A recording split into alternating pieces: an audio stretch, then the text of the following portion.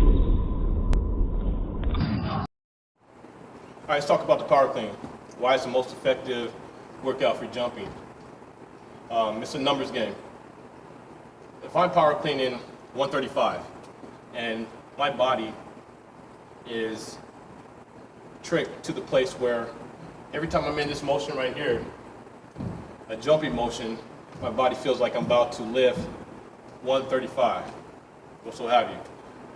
So that means that every time I'm in this motion, my body is ready to explode to lift 135. Well, how much does a basketball weigh? 29.6 or 29.5. So if I can trick my mind every time I'm in this motion to lift 135 pounds, when I'm in a game and I have a 29.6 basketball, that explosion is going to carry over and lift me that much more off the ground because I'm lifting a 29.6 ball, but my mind is tricked to lifting 135 pounds. So, just for example,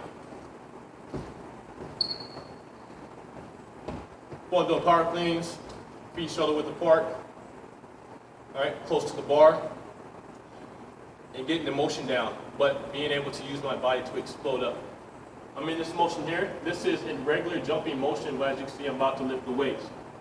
Imagine having a 29.6 ball in my hand. So upon explosion,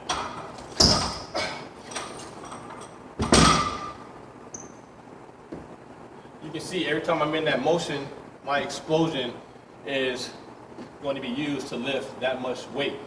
Whether I'm in a game, whether I'm in a weight room, it doesn't matter. Hopefully when I'm in the game, I carry on that motion, which is exactly what I did. See it from the side angle.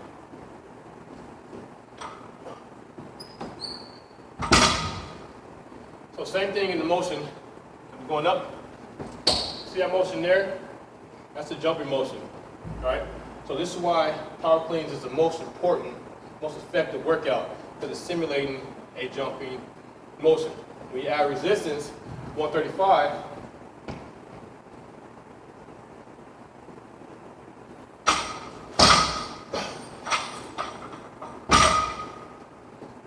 you can see where the explosion comes in. How about without resistance? All right, that explosive movement is carried over from tricking my mind to lifting 135. Power clean is not an easy exercise. In fact, it takes a lot of repetition, a lot of practice.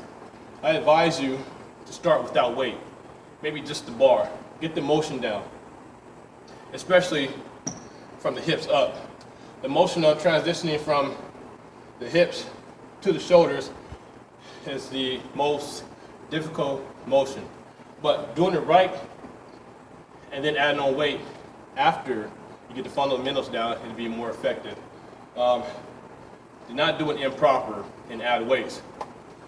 You can be prone to injury. So, just to give you examples, what you want to do is step up to the bar, shoulder width apart, as close to the bar as possible. All right? Upon grasping the bar, make sure your hands are even. You like to be a little bit wider than shoulder width apart. And you're in a motion where you're bent at the hips, your back is arched, looking forward. Grasp the bar. Now upon coming up, you want to give a slight shrug. You want to get up under the weight. Now you're not lifting the weights with your hands, you're actually lifting the weights with your full body, exploding the weight up and getting under it. That's what the transition is, getting under it in order to embrace the weight.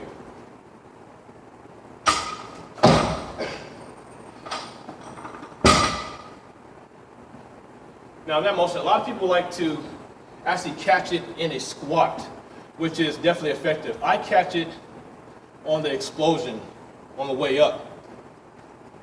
Why do I do that? As far as jumping, it's one movement. It's never going to be a time that you're going to jump, come down, and jump again. But to get the full effects, especially when you're squatting in the power clean, or to do it the proper way, yes, catch it in the squat, especially when it gets a little bit heavier, when you add more weight, it's a more safe and proper way to do it. For example,